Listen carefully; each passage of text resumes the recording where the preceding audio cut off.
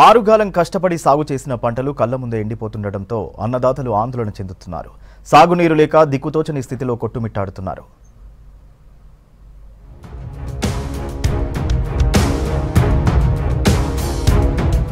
నాగర్ కర్నూలు జిల్లా బిజినేపల్లి మండలం మమ్మాయిపల్లి, బిజినేపల్లి, పాలెం, మహదేవన్పేట్ గ్రామాల్లో వందల ఎకరాల్లో వరి, మొక్కజొన్న పంట ఎండిపోతోంది. పొట్టదశకు వచ్చిన పంట చేతికి అందకుండా పోతుందని రైతులు ఆవేదన వ్యక్తం చేస్తున్నారు. బిజినేపల్లి, తిమ్మాజీపేట, నాగర్ కర్నూలు, తాడూరు మండలాల్లోని చెరువుల నుంచి నల్ల మట్టిని పాలమూరు రంగారెడ్డి వట్టెం ప్రాజెక్టుకు తరలించడం వల్ల చెరువులో ఒండ్రుమట్టి లేక నీరు అడుగంటిపోయాయి. నల్లమట్టి వల్ల రాజకీయ నాయకులు లబ్ధి పొందారు కానీ భూగర్భ జలాలు అడుగంటిపోతున్నాయని రైతులు వాపోతున్నారు. సకాలంలో వర్షాలు లేక బోరుబావులు ఎండిపోతున్నాయన్నారు రైతులు.